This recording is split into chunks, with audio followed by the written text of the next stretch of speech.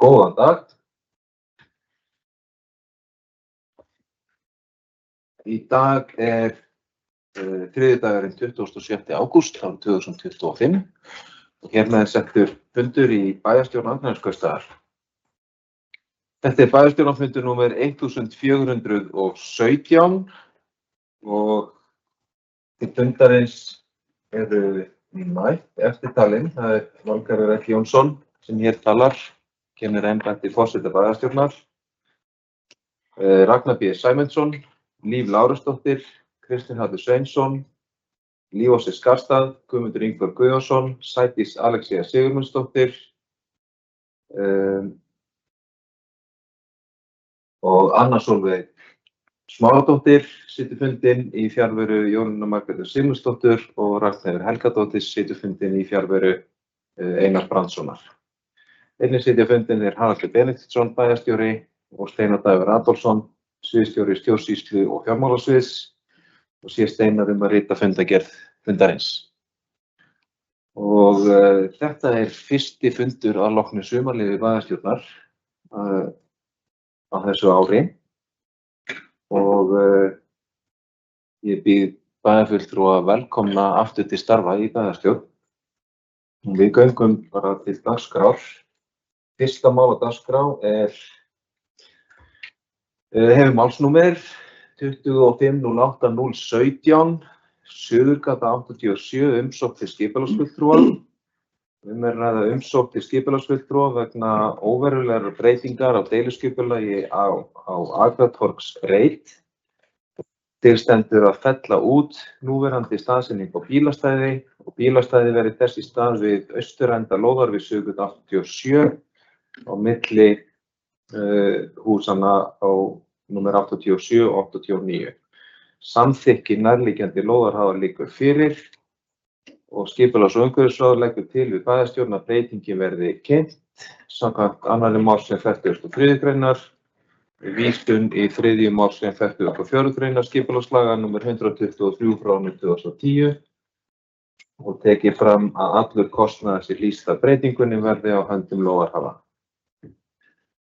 Og orðið laust þessa skipulagsbreytingu. Það enginn sem óskar eftir að taka til máls, þá bið þá sem að samþykkja þessa breytingu á deiluskipulagi og tillögu skipulags- og umhverfisráðs sem kynningu hennar að gjöra svo að gefa merki. Það samþykkt með 9 atkvæði. Þá förum við í annan fundarlið og það eru lagðar fram fundargerðir. 25.01.002 fundargerðir bæjarráðs á árinu 2025. Hér eru lagðar fram fundargerðir bæjarráðs númer 3596 frá 12. júní síðastliðnum, 3597 frá 27. júní, 3598 frá 17. júlí, 3599 frá 28. júlí og 3600 frá 13. ágúst síðastliðnum. Á þessum fundum hélt bæjarráð á umboði bæjarstjórnar til fullnaðarafgreiðslu mála. Og orðið laust þessa fundargerðir bæjarráðs og Líf Lárusdóttir bæjarfulltrúi þar orðið. Gjörðu svo vel.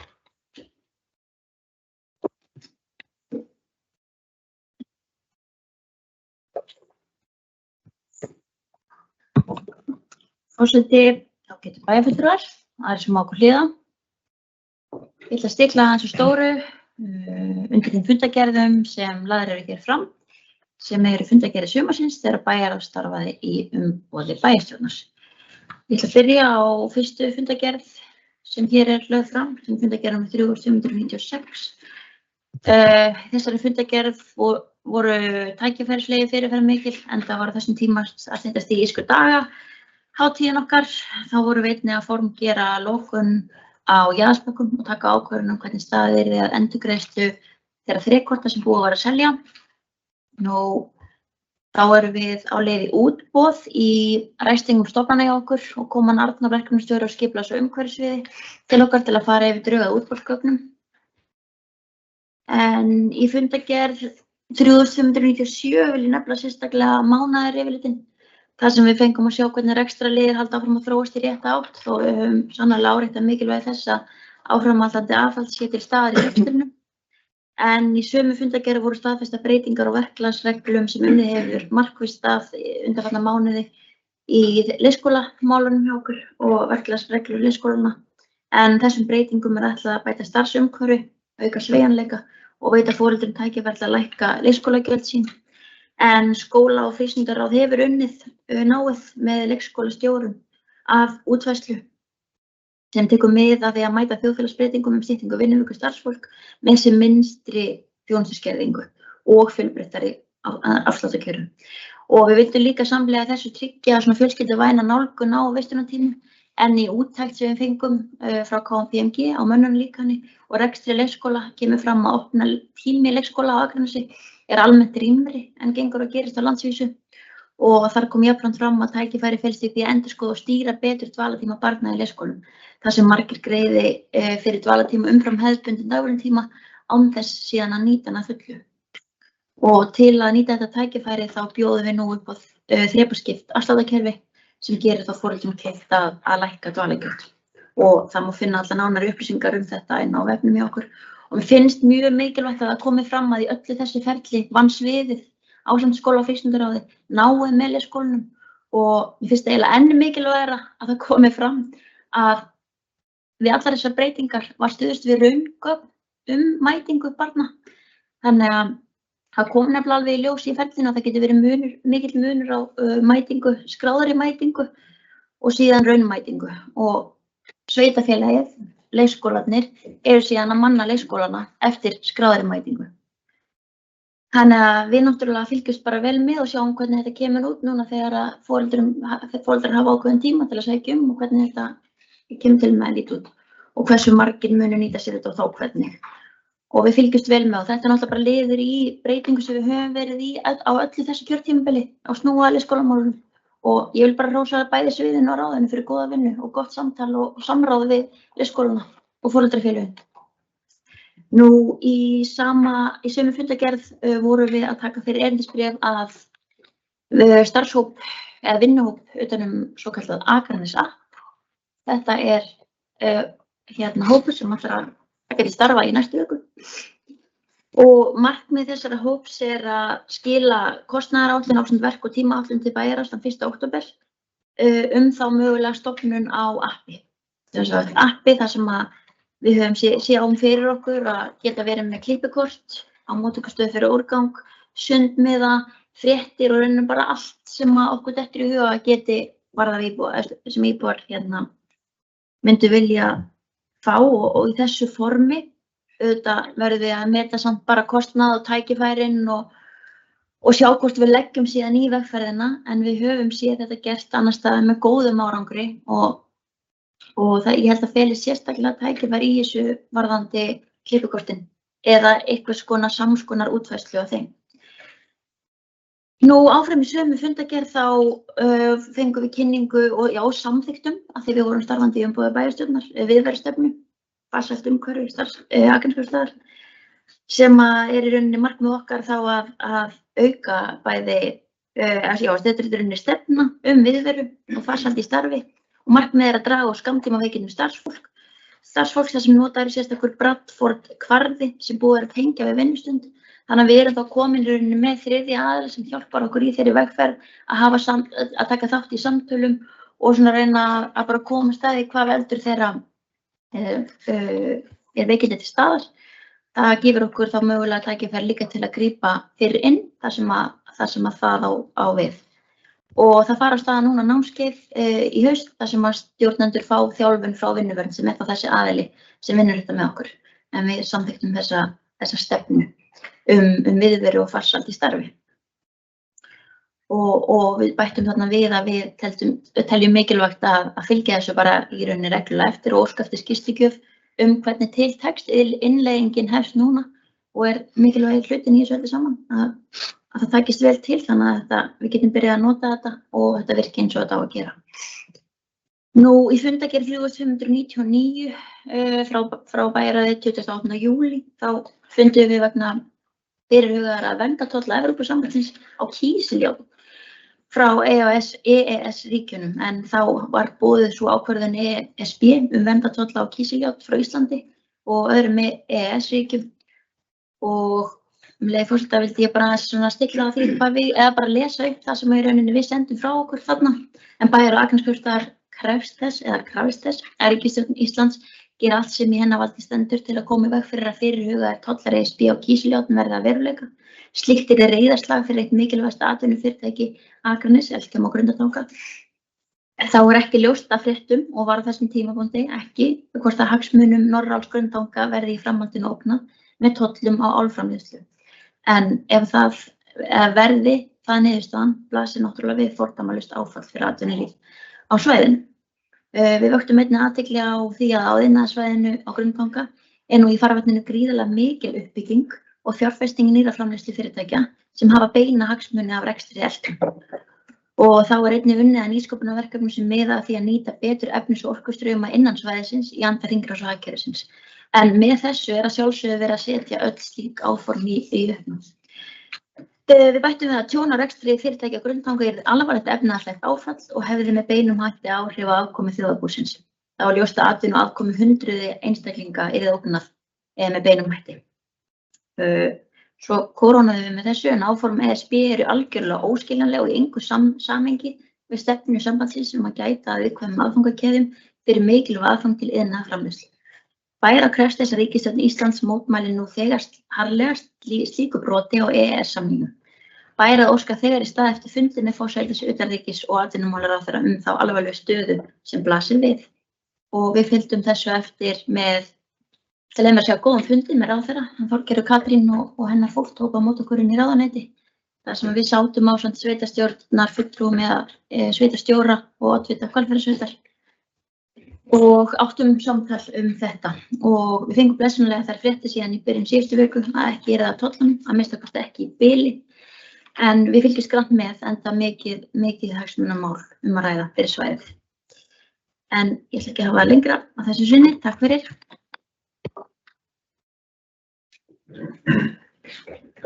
Takk fyrir, fulltrúi Líf Lárusdóttir og orðið laust fundargerð bæjarráðs.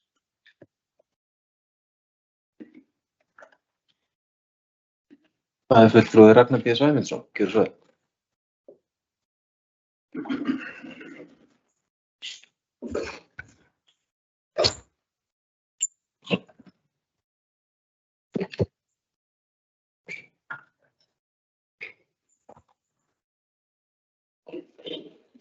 Forseti, bæjarfulltrúar og aðrir sem áhlýða.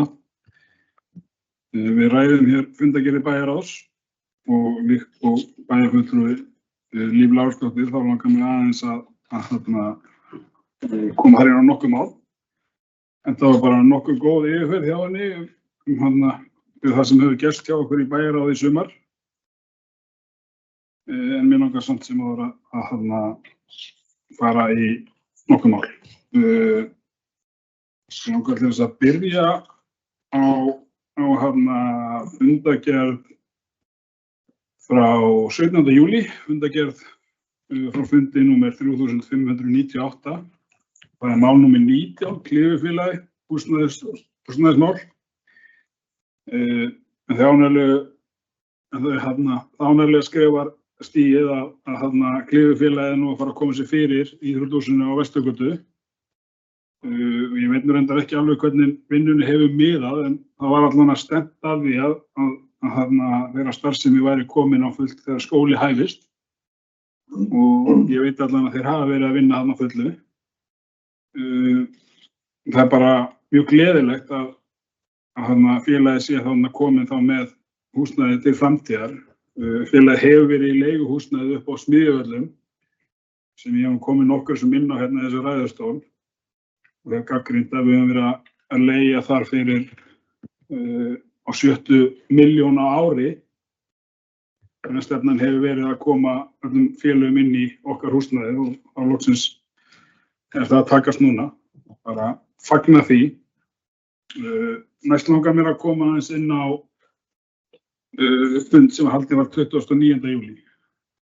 Fundur númer 3599.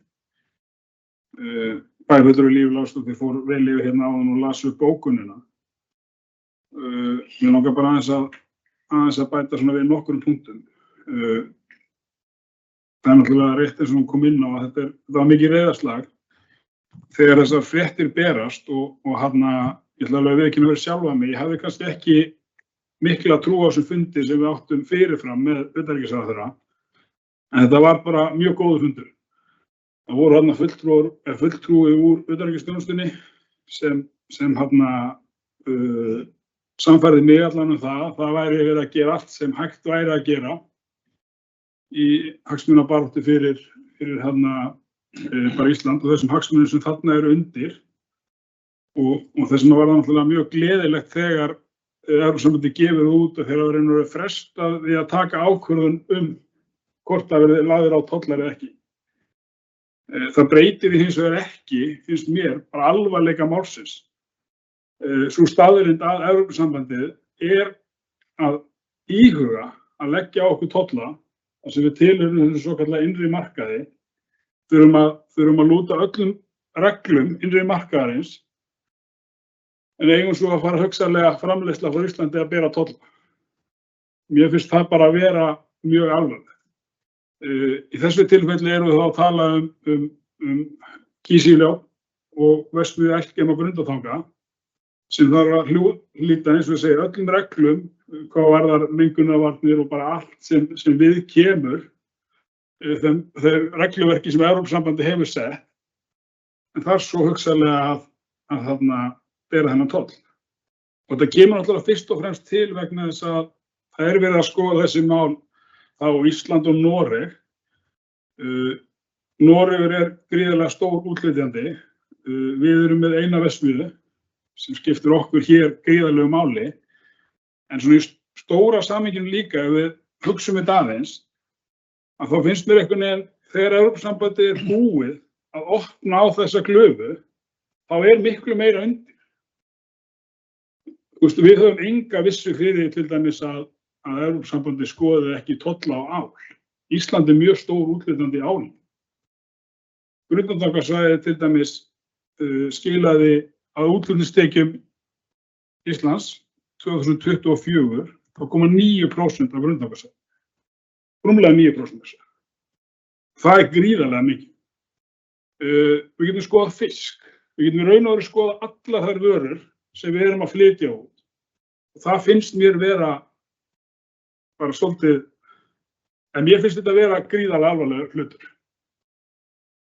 En aftur, þarna stóð utanríkisþjónustan sig, held ég bara gríðarlega vel, við getum verið stoltir henni, fundurinn með utanríkisráðherra mjög góður og upplýsandi og ég hafði á tilfinninguna að það væri ekki verið að leyna okkur neinu, heldur bara voru spilin lögð á borðið og það er bara mjög gott og ber að þakka fyrir. En að sama skapi þá líka furðaði ég mig svolítið að þessum tíma hvar forsætisráðherra var.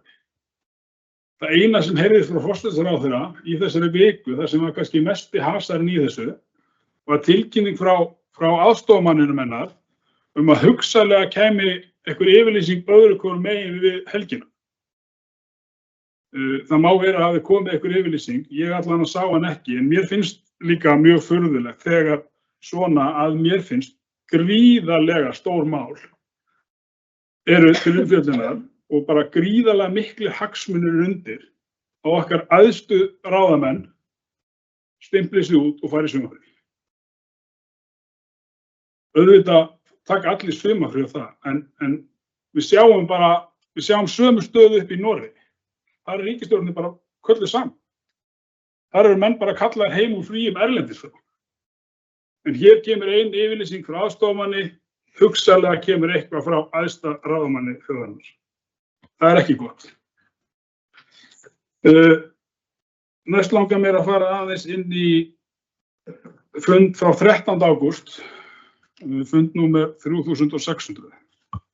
Og kannski fyrst langar mér að nefna þar mál númer 1, leigufélagið Brynja ársskýrsla. Og mér langar að hvetja bæjarfulltrúa til þess að lesa þessa skýrslu. Allan skýrslan í fyrra og skýrslan þar á undan hafa verið mjög góðar. Ég er svo sem ekki lesin eitt viðurkennilega, ég hef ekki gluggað lengi aftur í tíman, en ég las skýrsluna mjög vel í fyrra og það sem var hérna bara mjög ánægilegt þegar þessi kom. Þetta eru mjög vandaðar skýrslur hérna og góð samantekt. Og mér langar aðeins til þess að stíga niður í samantektinni hjá þeim að leiguverði. Brynja náttúrulega nýtur þess að eignasafnið eru gríðarlega stórt, þannig að stærðarhagkvæmnin er mikil. Meðalíbúðin sem þeir gefa upp er 70,6 fermetrar og hérna erum við með svona samanburðartöflu á meðal leiguverði frá apríl 2025. Þar taka hagnaðardrifin leigufélög. Aftur, þetta er meðaltalsíbúðin 70,6 fermetrar. Þá er hagnaðardrifin leigufélög með 249.956, einstaklingar 246.413, þeir eru lægri en hagnaðardrifin leigufélögin. Óhagnaðardrifin leigufélög 222.515, sveitarfélögin, þetta er eitthvað meðaltal þá frá bara sveitarfélögunum, 176.603 og neðst er Brynja leigufélag með 152.766. Aftur, þá er hagnaðardrifnu leigufélagi með tæplega 250.000. Það munar þarna 100.000 krónum á leigu hjá Brynju og svo hagnaðardrifnu leigufélagi. Brynja á töluvert af íbúðum hérna á Skaganum. En það er líka langur biðlisti. Við höfum verið núna síðustu ár og þá höfum við verið að fjölga stofnframlögum hjá Brynju oft í mjög góðu sambandi á það og ég vil bara hvetja okkur svolítið til þess að skoða þessar leiðir svolítið frekar en að endilega fjölga íbúðum. Ég veit alveg að það er bara ákveðin hópur sem hefur raun og rétt á þessum íbúðum. Þessi félög koma í raun og veru leysa ekki algjörlega þörfina fyrir félagslegt húsnæði, alls ekki, og við þurfum alltaf að eiga einhverjar íbúðir. En mér finnst þessi samantekt allan að sýna okkur, þetta er mjög sanngjörn leiga með það að þetta er ódýrara en þessi sveitarfélögin eru að bjóða. Það verður alveg svolítið gaman líka í þessu til að taka saman í raun og veru hvað er meðaltals fermetraverði hér. Og út frá þess þá bara 70,6 fermetra íbúð. Hvað er leiguverðið hérna? Sveitarfélag á rúmlega 20 íbúðir og við höfum verið að selja þar út gamlar, fækkað aðeins, en við höfum líka keypt nýjar íbúðir. Keyptum á síðasta ári frekar þar á undan 2 íbúðir, til dæmis nýjar. En ég vil alveg hvetja okkur svolítið til þess að skoða þetta nánar. Af því að ég held að reynsla bæjarfélagsins eða bæjarins af samstarfi við Brynju hafa bara verið mjög góð og við höfum verið að fjölga þar stofnframlögum. Svo langar mér aðeins að koma inn á mál númer 7 á sama fundi, samræmd móttaka flóttafólks. Einhverju hluta vegna hefur ríkisstjórnin keyrði svolítið mörg mál í gegn í júlí í sumar. Þannig að stjórnsýslan, vitandi það að stjórnsýslan er náttúrulega svolítið kannski bara sofandi á þeim tíma. En samt sem áður að þá skilaði velferðarsviði hjá okkur alveg fantagóðri umsögn þessar breytingar á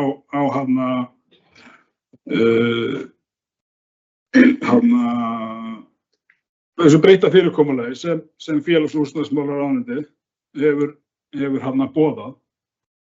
Og þegar maður les í gegnum þetta, þá er svolítið margt áhugavert þarna.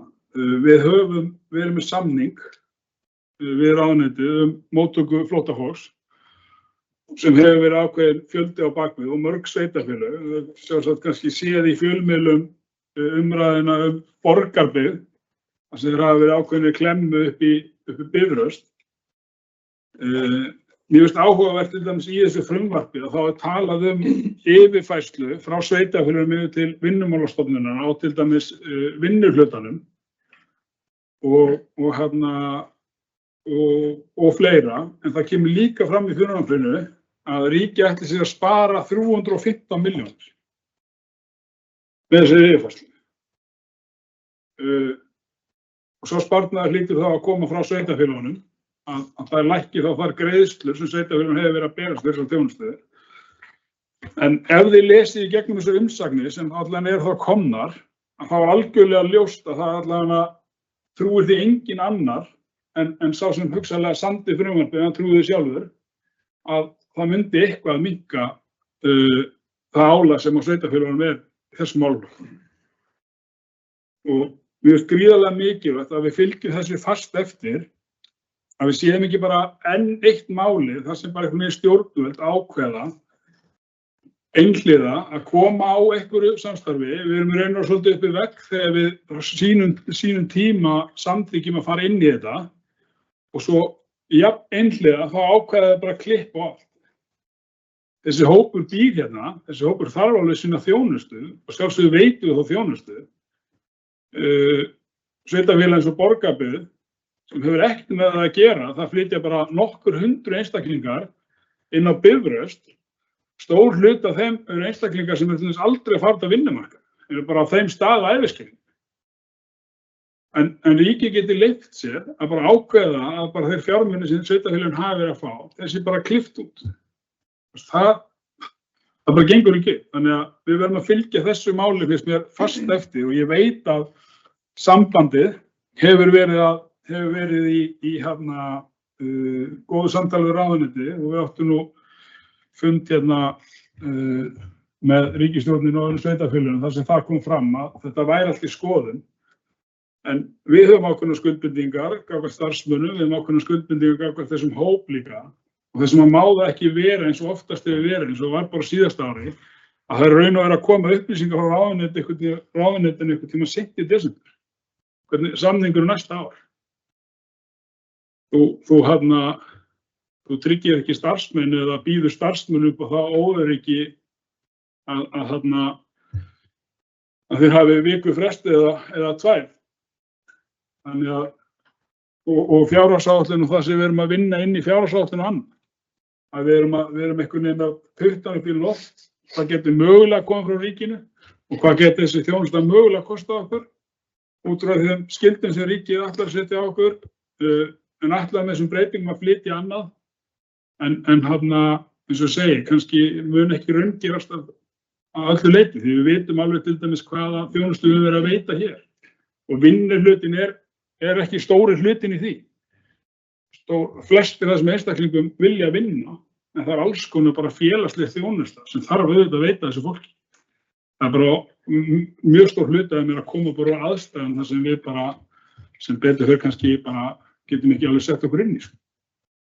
Það er ekki fleira á mér. Takk fyrir.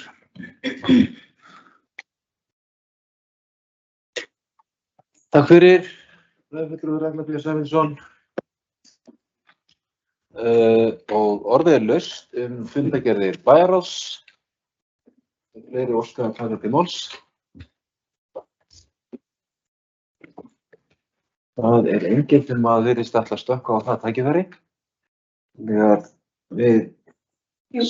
Jú, bæjarfulltrúi Lífás og Skarsta, gjörðu svo vel.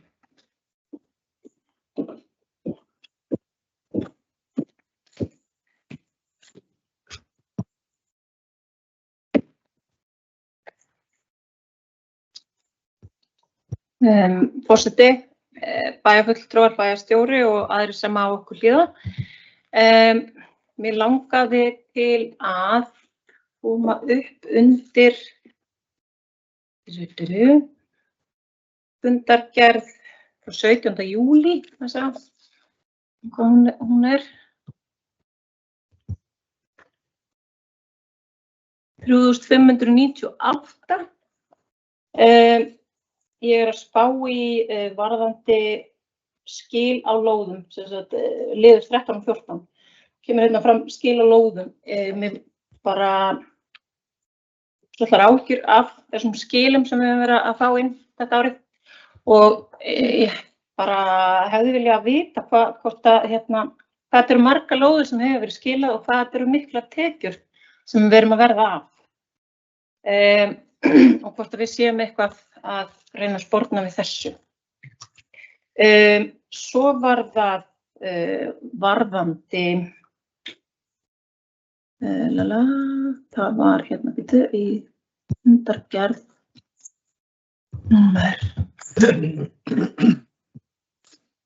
númer 3596 frá 12. júní varðandi íbúafélagið Brák. En ég sitt þar í fulltrúaráði. Það hafa orðið nokkrar breytingar á þessu ári með stjórn félags og rekstur félagsins, en það hefur verið komið inn á það áður að HMS hafði áhyggjur af rekstur félagsins í upphaf árs og óskaði eftir því að fá inn að fá eiga fulltrúa í stjórn hjá HMS, eða frá HMS. Og fulltrúaráð samþykkti að gera breytingar á samþykktum félagsins og á aðalfundi þá var það lagt fyrir og það var samþykkt. Þannig að inn í stjórn komu 2 aðilar frá HMS, formaður er frá HMS og svo eru þá 3 fulltrúar sem eru fulltrúar eiganda. Það eru Jón Björn Hákonarson frá Fjarðabyggð sem kom nýr inn og sem er náttúrulega formaður sambandsins. Og svo eru Ása Valdís Árnadóttir, hún er, man ekki alveg hvað hún er í Bláskópið með mig. Hún var Guðveig Lind, aðalmaður líka, hún er í Borgarbyggð og svo koma ný inn Sigurður Tyrfingsson og Anna Guðmunda. Fulltrúaráðið lagði miklu áherslu á það að þetta er tímabundið ákvæði sem var sett inn og þetta er bara til þess að tryggja rekstur fyrirtækisins.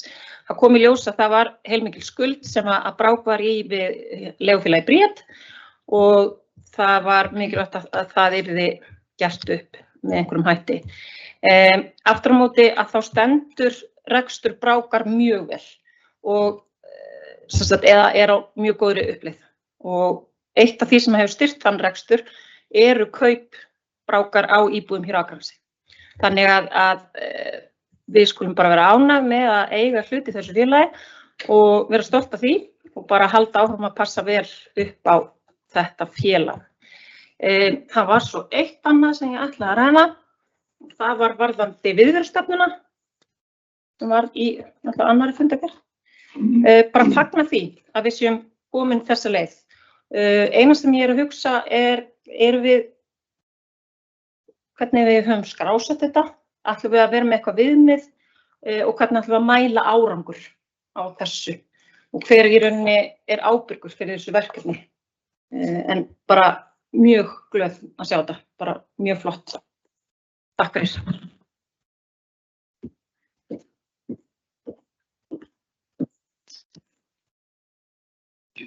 Takk fyrir, bæjarfulltrúi Ívar Skafstað. Næstur tekur til máls, bæjarfulltrúi Kristinn Hallur Sveinsson. Gjörðu svo vel.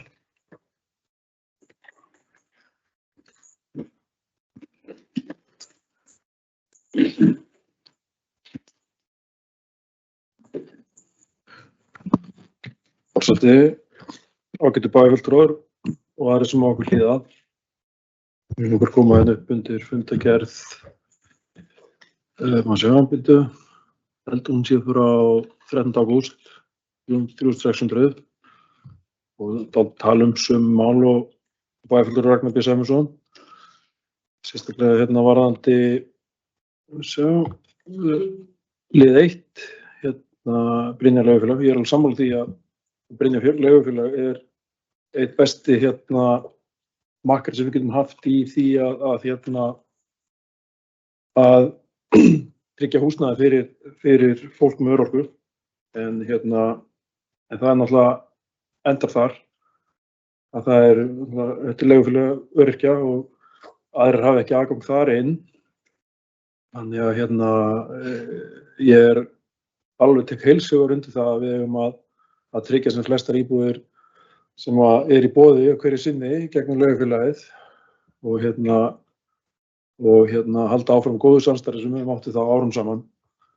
Við þurfum hins vegar held ég alltaf að eiga íbúðir eins og Ragnar bendir á líka af því að hluti af okkar skjólstæðingum ekki endilega með örorku, mat eða annað slíkt en þarf vissulega á félagslegu húsnæði að halda. Og ég held að sé alveg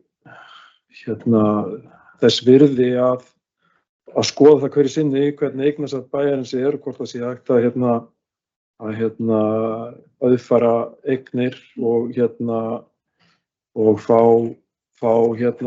til dæmis eignir í nýbyggingum þegar þær í boði gegn því að að losa íbúðir sem til dæmis í fjölbýlishúsum sem ekki lyftur í eða annað slíkt. Þannig að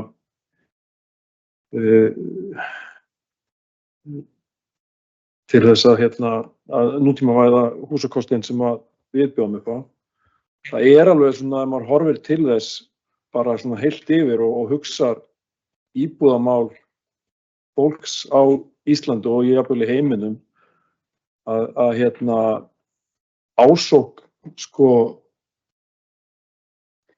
peninga fólk sem ráðast peningana sína inn á íbúðarmarkaðinn og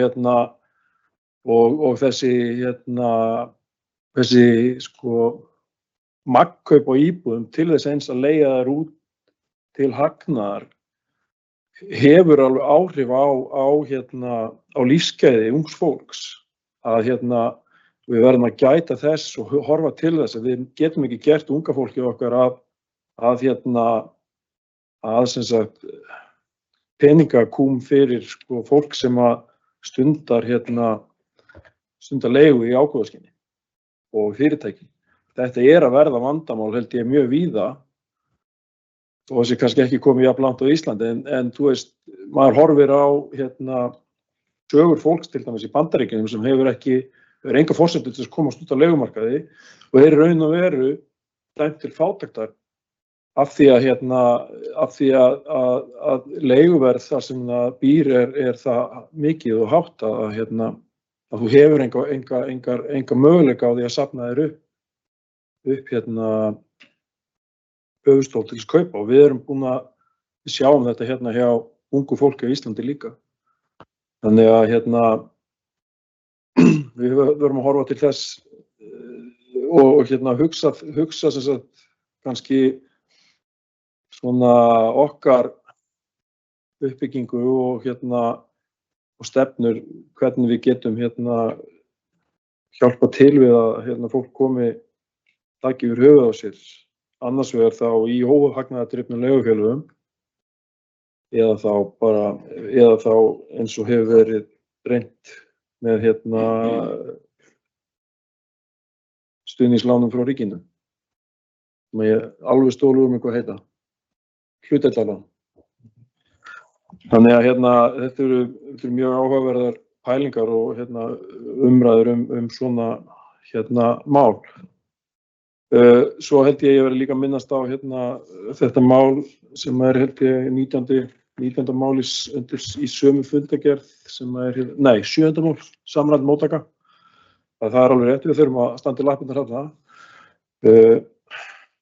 Við náttúrulega reyndum í fyrra að ná betri samningum en þú veist, á þeim tíma var það bara tekið úr lífið, af hálfu ríkisins. Og þannig við vorum eiginlega þvinguð til að gera þann samning sem við gerðum, þrátt fyrir að vera mjög ósátt við það upplegg allt saman. Við náttúrulega erum í smá, lítur svolítið út eins og þetta sé bara sama stað. Það eitthvað samráð var í þessu, í þessum, varðandi, þetta sem í gangi núna. En síðan sem sagt, þetta bara komið inn í samráðsgáttina og breytt án þess að sé tekið tillit til þeirra funda sem voru haldnir og það sem kom fram á þeim hjá sveitarfélögum. Þannig við þurfum að hugsa þetta. Þetta snýst náttúrulega líka um það að ríkið yfirtaka vinnurhlutann og greiðslurnar á fjárhagsaðstoð. Það náttúrulega dálítið tvíbent vegna þess að við hjá sveitarfélaginu höfum ennþá hellingsþjónustu við fólkið sem ekki eingöngu fjárhagsaðstoð, bein fjárhagsaðstoð, heldur hlutir sem að koma inn annars staðar inn í fjárhagsaðstofn og eru rukkaðir núna í gegnum samningin. Þannig að við þurfum að standa í fætina þarna og vera tilbúin til þess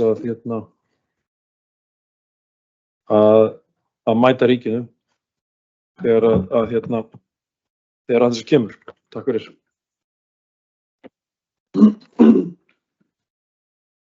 Takk fyrir, bæjarfulltrúi Kristinn Oddur Sveinsson.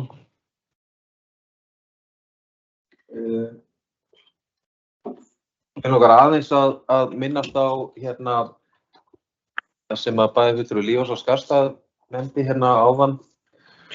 Spurði skil á lóðir og hversu mörgum lóðum hefur verið skilað og hvað þetta þýðir í rauninni í tekjutapi fyrir Akrandsbústað.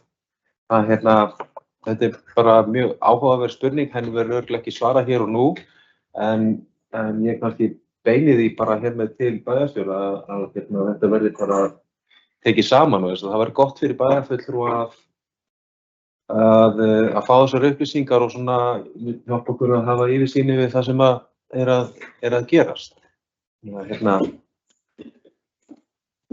Bara mjög góð ábending, en eins og ég segi, sennilega ekki hægt að svara henni bara hér á staðnum.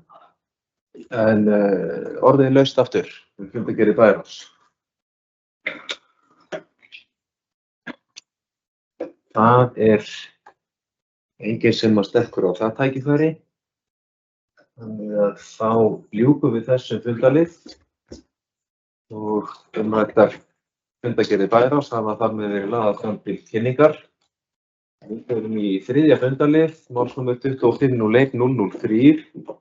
Þetta er fundargerðir Velferðar- og Mannréttindaráðs á árinu 2025. Hér eru lagðar fram tvær fundargerðir, númer 248 frá 3. júlí síðastliðnu og 249 frá 19. ágúst síðastliðnu. Og orðið er laust þessar tvær fundargerðir Velferðar- og Mannréttindaráðs. Bæjarfulltrúi Kristinn Sveinsson, gjörðu svo vel.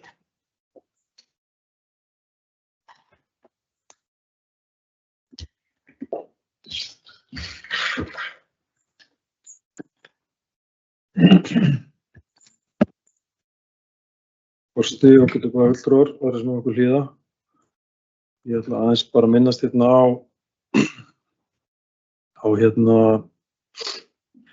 fundargerð 249 frá 19. ágúst.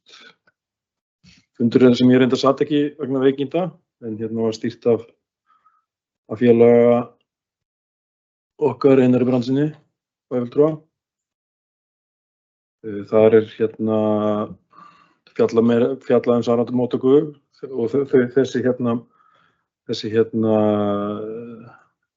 þessa umsögn sviðsins varðandi það. Ég ætla svo sem ekki fjalla ég ætlaði að fjalla lið nr. 2, Barnabörn sveitarfélag, sem ánægjulegt að Akrandsskaupstaðar hafi hlotið þessa viðurkenningu UNICEF sem barnvænt sveitarfélag. Hún sýnir að við höfum náð góðum árangri í því að efla réttindi barna, styrkja rödd þeirra og bæta aðstæður til leiks og náms og þátttöku. Við átt okkur að því að leið að við vitum að þetta er ekki verkefni sem klárast með einn úttekt og einni viðurkenningu. Það krefst stöðugs metnaðar og samstarfs að tryggja öll börn og bakgrunnaðaðstæðum hafa raunveruleg tækifæri og þar erum við ennþá verk að vinna. En þessi viðurkenning er ekki endapunktur, heldur áminning að halda áfram, hlusta á börnin sjálf, þróa þjónustu og byggja samfélag þess að réttindi þeir eru allt í forgrunni. Vil þakka bara öllum sem tóku þátt og hafa lagt sitt á mörkum og hvet okkur áfram að vinna saman og gera Akranes að enn betra bæjarfélag fyrir börnin okkar. Við vorum mörgulega búin að fjalla þetta áður en þetta var mjög góð dagur þegar UNICEF kom og farið okkur þessu viðurkenningu. Bara virkilega vel skipulagður og flott dagskrá. Annað ætla ég ekki að minnast á að sinni úr þessari fundargerðum. Takk fyrir. Takk fyrir, bæjarfulltrúi Kristinn Hall Sveinsson. Fleiri sem óska eftir að ræða fundargerðir velferðar- og mannréttindaráðs. Það er enginn sem kveður sér hljóðs. Þar með ljúkum við umræðum þessar fundargerðir velferðar- og mannréttindaráðs og við förum í 4. fundarlið. Málsnúmer 25-01-004, fundargerðir skóla- og frístundaráðs á árinu 2025. Hér lagðar fram 3 fundargerðir, númer 265 frá 20. júní síðastliðnum, 266 frá 7. ágúst síðastliðnum og 267 frá 20. ágúst síðastliðnum. Og orðið er laust þessar fundargerðir skóla- og frístundaráðs. Það er fulltrúi Líós og Skarta. Gjörðu svo vel.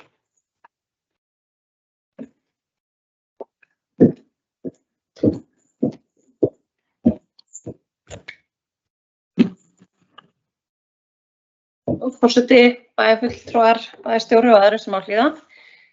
Ég ætla að byrja á fundargerð númer 265 frá 20. júní. Þar er fyrsta mál á dagskrá. Það kom sem sagt beiðni frá IA, knattspyrnufélagi IA, tillaga um samstarf, knattspyrnu, æfingar og leikskólatíma. Þeir lögðu fram beiðni hvort að reyna að samrýma aðeins æfingar 8. flokks drengja og stúlkna og færa æfingarnar fram. Þetta eru æfingar sem hafa yfirleitt alltaf verið seint á daginn, frá klukkan 4 eða 5 og við sem eigum leikskólabörn sem við þekkjum það að þetta er svokallaður úlfatími. Þetta er skelfilegur tími fyrir íþróttaæfingar. Þeir treysta sér til að taka á móti öllum krökkum úr þessum árgangi ef svoleiðis yrði. Þó svo við vitum það náttúrulega að það yrði kannski ekki öll börn sem myndu fara að æfa fótbolta. En þau hafa yfir að ráða mörgum þjálfurum sem eru í vinnu allan daginn og þeir eru lausir á þessum tíma. Þannig að þeir komu til okkur og ræddu þessa hugmynd. Voru ýmsar spurningar sem komu upp varðandi bara svona logistik og þetta bara allt er besta mál og ég vona bara að þetta fari í gegn. Svo var það mál númer 3 í sömu fundargerð varðandi gjaldskrá leikskóla og náttúrulega líka eiginlega með lið 2 verklagsreglunar að eins og formaður bæjarráðs Líf Lárusdóttir kom inn á áðan að þá var þetta mikil vinna sem að skóla- og frístundaráð fór í með leikskólastjórnendum. Við vorum að þessu í bara mig langar að segja allan vetur og það var mikið og náið samstarf með leikskólastjórum og það var eins og bæjarfulltrúi Líf Lárusdóttir fór inn á áðan að við vorum að horfa á rauntölur. Það er að segja rauntíma sem fólk var að mæta með börnin, hvenær það var að sækja og það kom í ljós að það voru mörg korter þarna sem var verið að vissulega að kaupa en sem var ekki verið að nýta. Og þegar við vitum það náttúrulega að leikspað sem foreldrar greiða er náttúrulega bara brotabrot af því gjaldi sem að kostar okkur að vera með, að þá var þetta bara alveg tilvalið að reyna að breyta þessu og þetta hefur bara verið þessu hefur verið vel tekið og við erum að reyna að útrýma þessum korterum. Og þar sem að fólk hefur kannski ekki skráð sig í þennan afslátt og svoleiðis, þar hafa leikskólastjórarnir bara einfaldlega haft samband við foreldrarna og útskýrt fyrir þeim kannski hverju það skiptir að taka þessi korter og þetta hefur verið örfamál sem hafa verið eitthvað vesen og þau hafa bara verið tækluð. Fleiri hafa verið að nýta föstudagana heldur en áætlað var og skráningadagarnir, það hefur verið mjög góð þátttaka í þeim. Þannig að leikskólastjórarnir eru mjög ánægðir með þessa breytingu og þannig að þetta allt er besta mál. Svo það í fundargerð nr. 266. Þar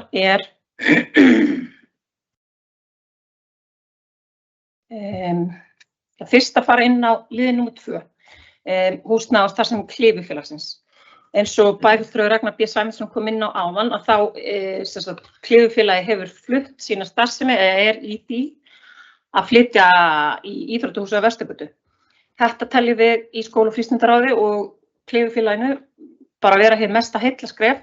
Þarna erum við að festa í sessi starfsemi félagsins í framtíðarhúsnæði því að vissulega náttúrulega dýrt fyrir bæjarfélagið að eins og bæjarfulltrúi Ragnar B. Sæmundsson kom inn á áðan, það dýrt að leigja utanaðkomandi húsnæði á marga milljónir á ári.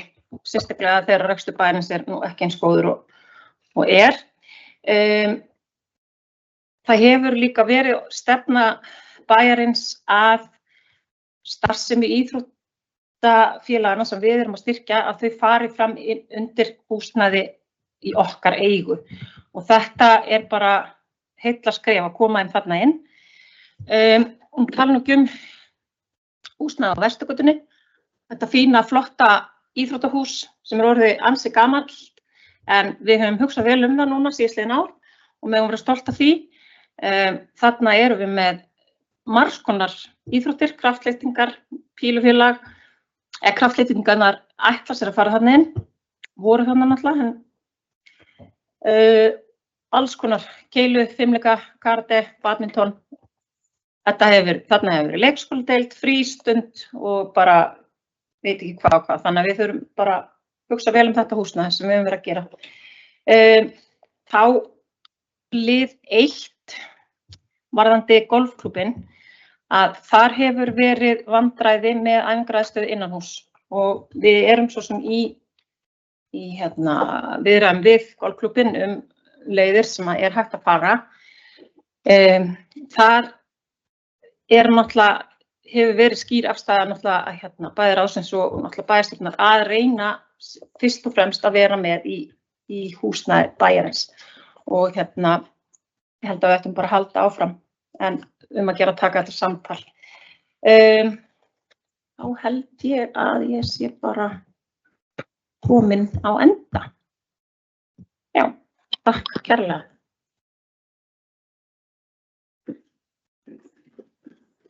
Takk fyrir, Líf og Skafstað. Orðið laust. Við fundargerð í skóla- og frístundaráðs.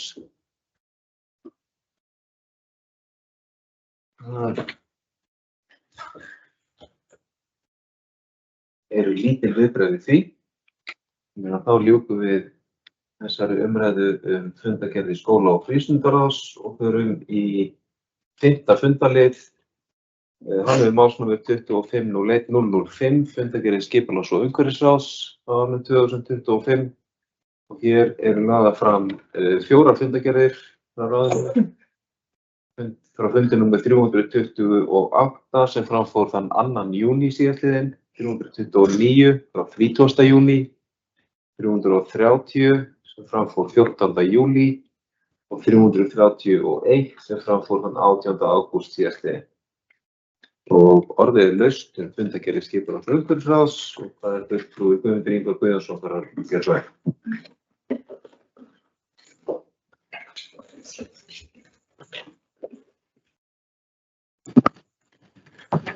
Forseti, bæjarfulltrúar, bæjarstjóri, fundarritari og aðrir ákveðnar líða. Hjartalega velkomin úr sumarfríi.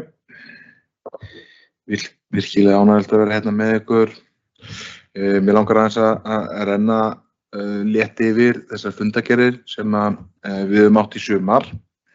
Óvenju fáar, ekki nema 4. En á 328. fundi ráðsins það var vinnuskólinn og við höfum aldrei fengið eins margar umsóknir eins og í ár og auðvitað vildum við reyna að aðstoða sem flesta að fá einhverja vinnu og ég held að það hafi gengið bara vel og krakkarnir unnið mjög vel í sumar. Þau sem voru hjá okkur, aldrei spurning það að við vildum gera meira og hefði vilja geta leyft fleirum að fá vinnu lengur og allt þar eftir götunum en gengið nokkuð vel. Einnig á þessum fundi undir 7. lið, þar var sem að Stúdíó Jæja að vinna fyrir okkur, fór yfir nýtt deiliskipulag fyrir kirkjubrautina sem við höfum verið að vinna að og kemur reyndar inn á aðra fundagerð þarna hjá okkur og þar sem að þau kynntu fyrir ráðinu þá vinnu sem búin og þær hugmyndir sem að komu eftir íbúafund sem að var ágætlega sóttur og margar og fjölbreyttar hugmyndir og áhugaverðar sem komu frá íbúunum og virkilega spennandi verkefni og gæti verið áhugavert og gaman að sjá fara áfram.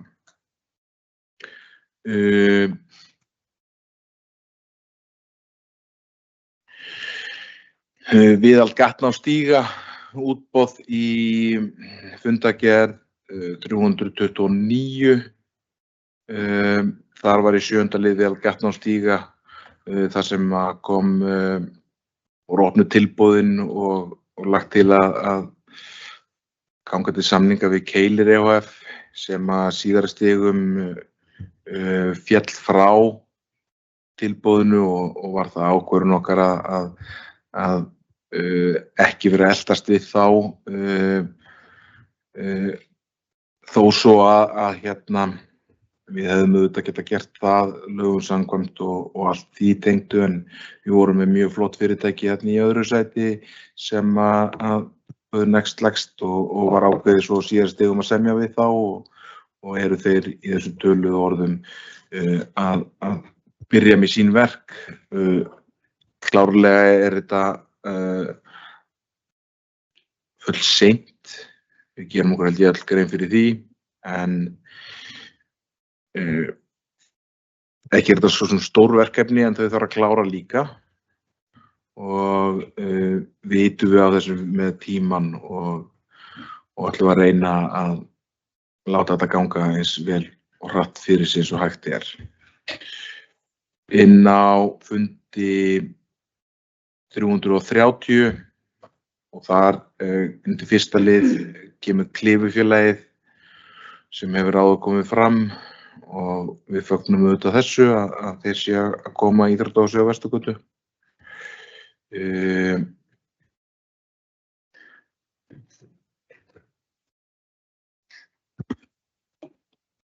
Þarna undir þessu 5. lið kemur aftur þetta varandi viðhald gatna á stíga útboð þar sem við förum í að leggjum til að vera samið við Þrótt sem átti næstlægsta tilboð í það.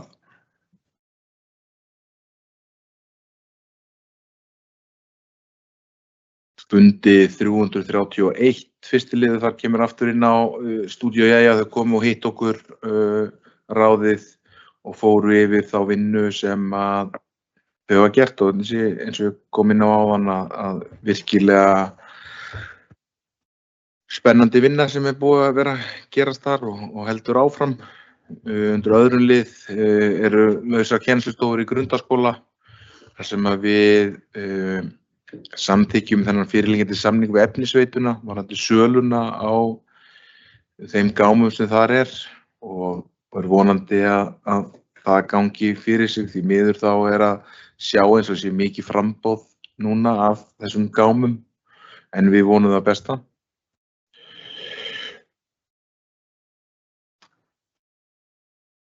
Og jafnframt kemur inn á hérna í 7. og 8. lið hjá okkur varðandi aðalskipulag og deiliskipulag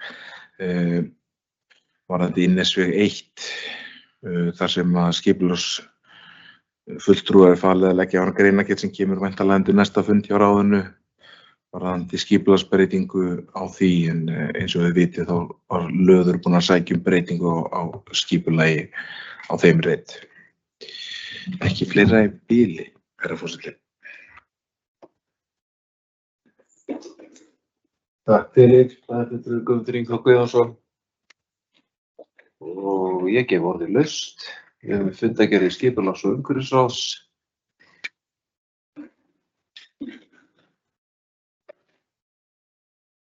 Það er ekki viðbrögð við því.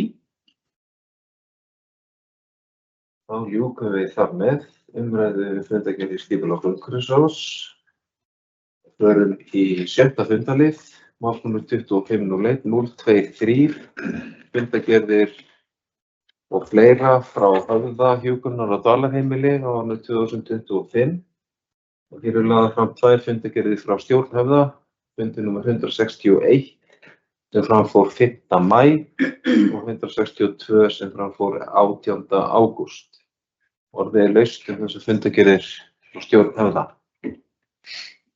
Það er fulltrúi Lífans og Skarðstað, gjörðu svo vel.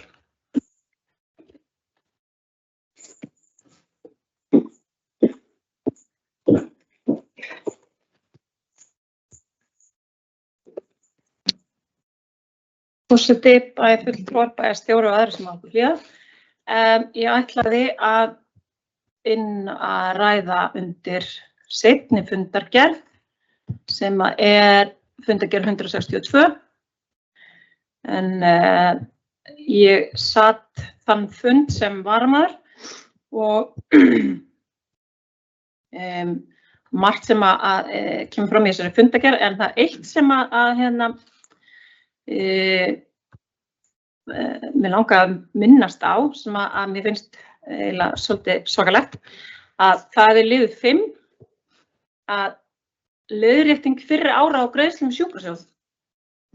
Fyrir 5 árum síðan var samþykkt að hækka framlag í sjúkrasjóð úr 0,6 upp í 1,25%. Þetta voru fulltrúar frá sambandinu og verkalýðsfélagið sem að samþykkja þetta. Það gleymist hins vegar að láta Höfða vita að það sé búið að hækka þetta framlag og það hefur ekki verið tekið af starfsfólki í allan þennan tíma. Fyrir að Villi Birgis hefur samband og segir að við skuldum 5 ára aftur í tíman. Hann á eitthvað búið að ræða þetta og það er búið að samþykkja það að það veri greitt 4 ára aftur í tíman. En þetta er náttúrulega töluverð hækkun, þetta fer úr 0,6 upp í 1,25 og þetta eru samtals 10,9 milljónir sem við þurfum að greiða. Og þarna finnst mér eiginlega svakalegt að svona upplýsingaskylda skuli bara algjörlega þetta er eitthvað sem við þurfum að ræða og koma til sambandsins því að auðvitað er ábyrgðin okkar á sjálfsögðu, við þurfum að greiða þetta en það væri líka allt í lagi að fá að vita að maður þarf að greiða þetta. Annars vegar vil ég fá að óska nýjum forseta, framkvæmdastjóra og hjúkrunarframkvæmdastjóra líka á Höfða. Var til hamingju og óska þeim góðs gengis. Ég sé að þær eru byrjaðar að taka hressilega til í vaxtakerfi og öðru og með margar góðar hugmyndir og að það verður gaman að fylgjast með nýju starfsfólki. Takk fyrir.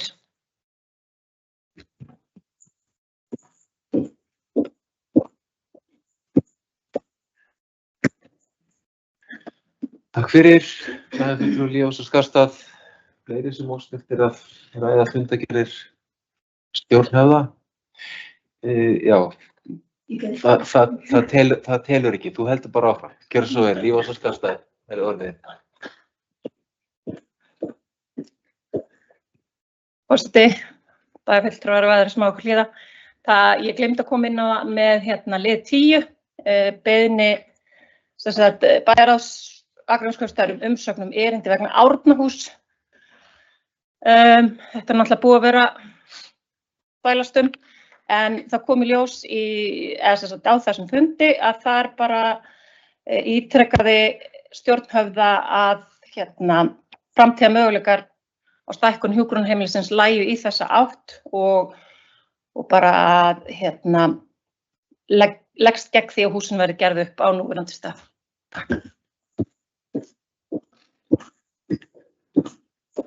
Takk fyrir þessa viðbót. Fleiri sem óska eftir að ræða fundargerðir frá stjórnhöfða? Svo ekki. Þar með ljúkum við þeirri umræðu og við förum í næsta fundarlið. 7. fundarliður, málsnúmer 25.01.024, fundargerðir frá Faxaflóahöfnum á árinu 2025 og hér lögð fram fundargerð 258. fundar stjórnar Faxaflóahafnar sem fram fór 4. júní síðastliðinn og einnig lögð fram undirrituð aðalfundargerð frá þeim sama degi, 4. júní 2025. Og orðið laust þessar fundargerðir frá Faxaflóahöfn.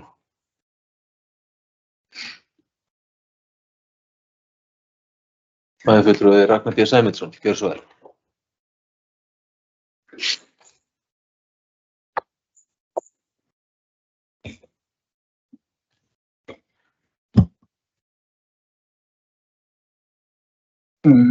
Forseti, bæjarfulltrúar, aðrir sem áhlýða. Við ræðum hér fundargerðir Faxaflóahafna. Ég ætla að byrja á því að fara í seinni fundargerðina, frá aðalfundinum og bara fagna. Hann var alltaf að fagna þegar vel gengur. Það gaman að sjá bara góðan gang hjá Faxaflóahafnum og sjóðstaðan há og handbært fé hækkar á milli ára og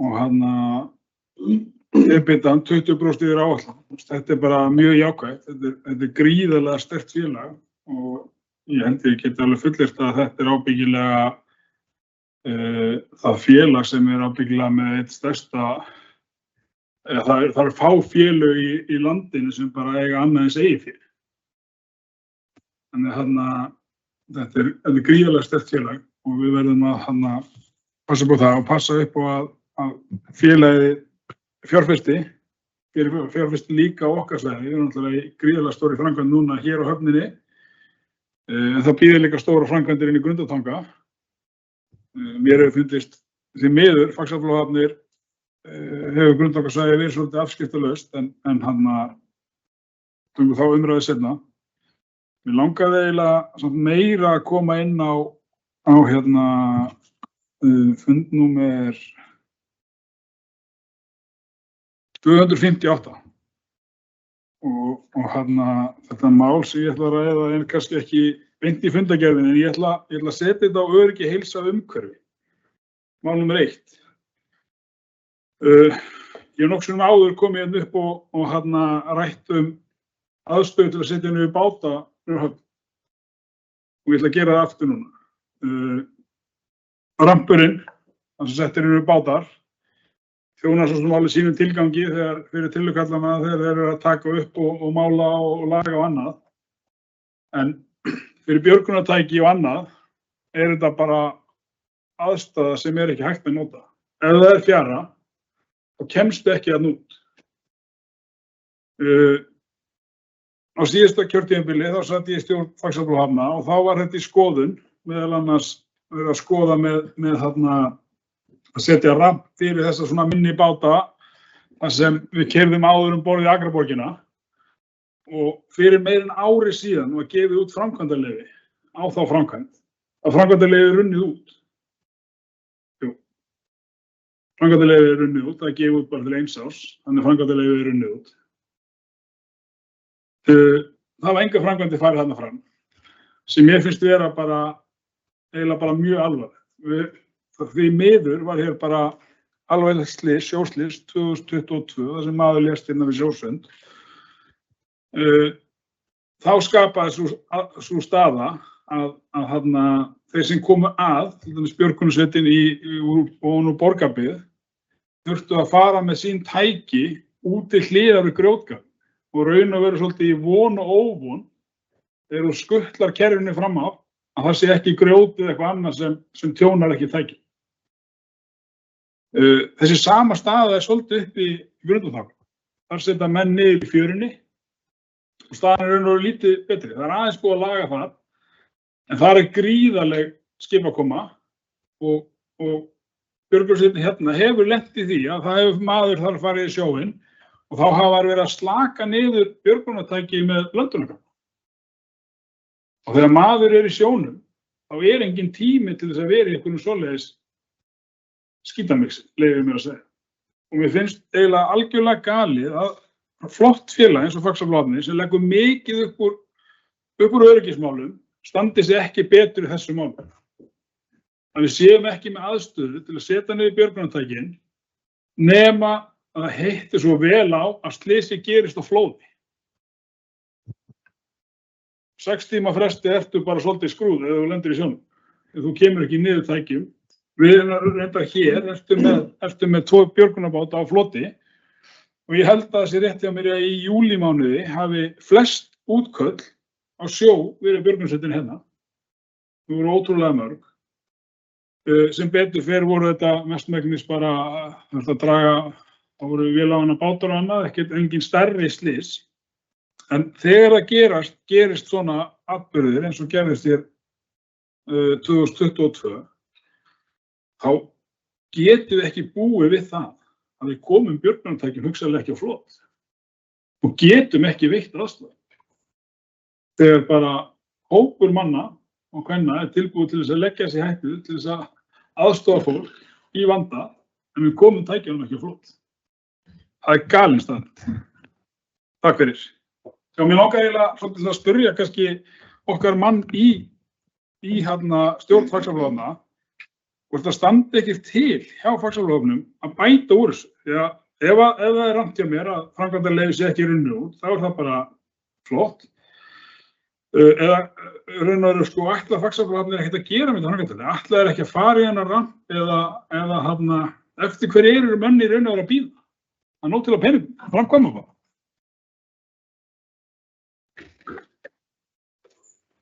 Takk fyrir, bæðarfulltrúi Ragnar G. Sæmundsson og bæðarfulltrúi Guðmundur Eyþór Guðjónsson fara á því, gjörðu svo vel.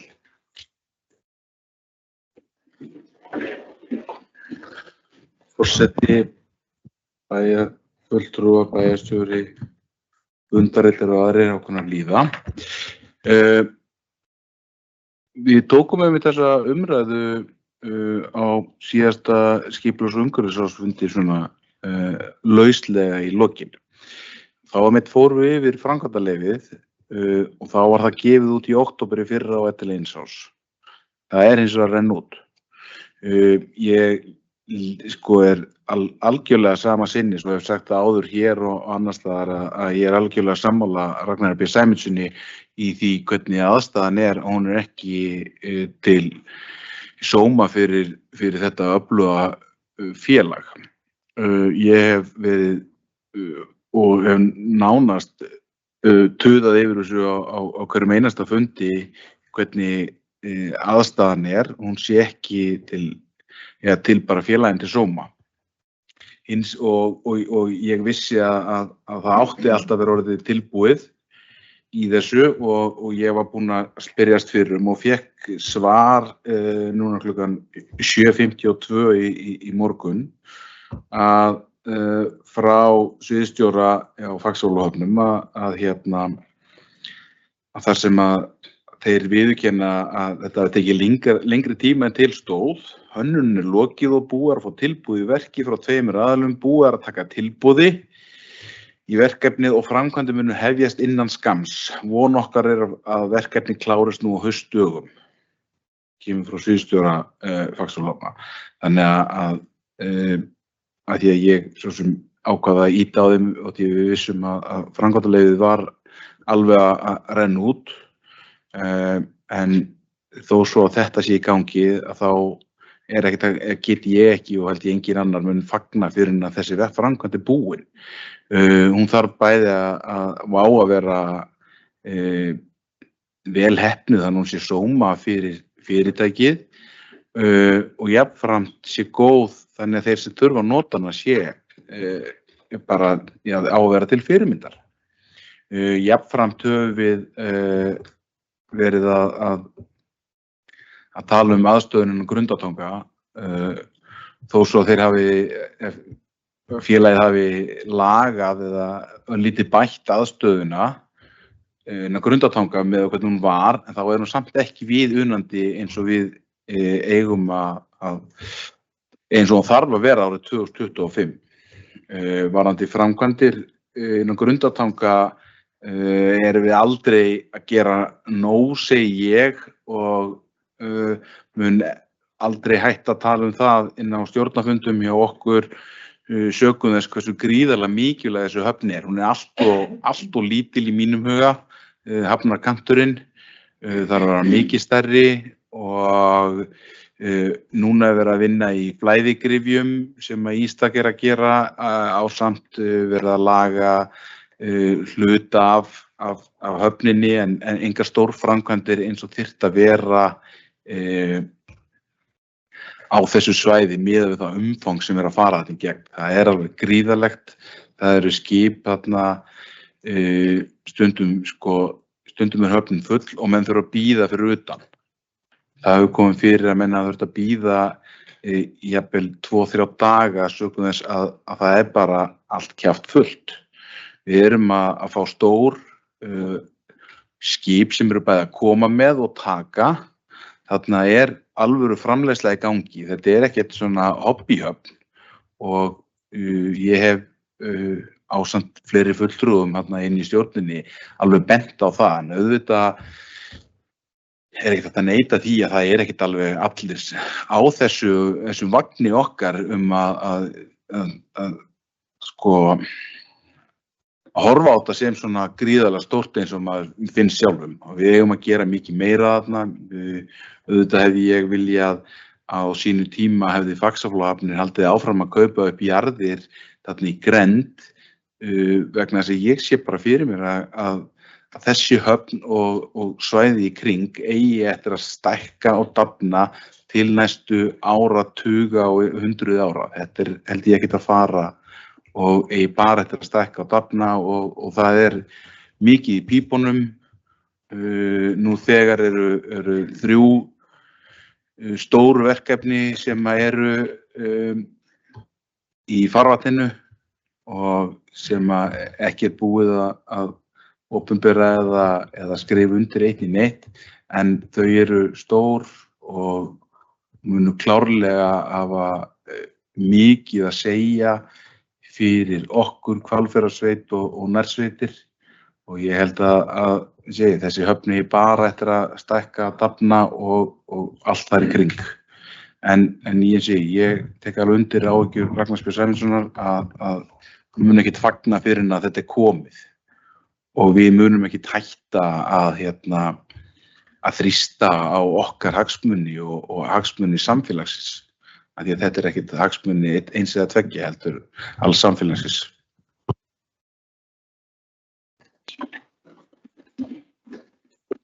Takk fyrir. Það er Guðmundur Ingi Guðjónsson.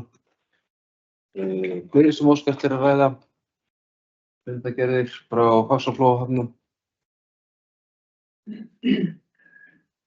Svo er ekki og þar með segjum við þeirri umræðu lokið og förum í 8. fundarlið, málsnúmer 25/025, fundargerðir og fylgiskjöl frá Heilbrigðisnefnd Vesturlands á árinu 2025 og hér er lögð fram 190. og 6. fundargerð Heilbrigðisnefndar Vesturlands frá 13. ágúst síðastliðinn og orðið er laust þessa fundargerð. Það er enginn sem að óskar eftir að taka til máls. Helst þar með Fundargerðin framlögð. 9. fundarliður, fundargerðir frá SSV árinu 2025, málsnúmer 25.01.027. Hér er lögð fram 189. fundargerð stjórnar SSV frá 10. júní síðastliðnum. Og vorðið laust þessa fundargerð frá SSV. Það er enginn sem óskar eftir að taka til máls. Þá förum við í 10. fundarlið. Málsnúmer 25.01.028, fundargerðir frá Orkuveitu Reykjavíkur árinu 2025. Hér eru lagðar fram fundargerðir frá stjórnarfundum nr. 363 frá 31. mars síðastliðnum og 364 frá 28. apríl síðastliðnum. Og við laustum þessa fundargerðir stjórn Orkuveitu Reykjavíkur. Það höfðu sér engin hljóðs. Þannig hafa þær verið framlagðar. 11. fundarliður, málsnúmer 25.01.029. Fundargerðir og tilkynningar frá Sambandi íslenskra sveitarfélaga á árinu 2025. Hér eru lagðar fram fundargerðir tveggja stjórnarfunda sambandsins, nr. 981 frá 13. júní síðastliðnum og 982 frá 16. júní síðastliðnum. Vorðið laust þessar fundargerðir stjórn Sambands íslenskra sveitarfélaga. Það óskar enginn eftir að ræða þær. Þar með teljast þær hafa verið framlagðar. Þetta var jafnframt síðasti fundarliður. Ég þakka æðarfulltrúum fyrir góðar umræður á þessu fundi og góðar brýningar í ýmsum málum sem að við tökum með okkur frá þessu fyrsta fundi og inn í haustið. Og það er að ýmsu að huga í rekstrarkostnaðar. Segi þessu fundi slitið.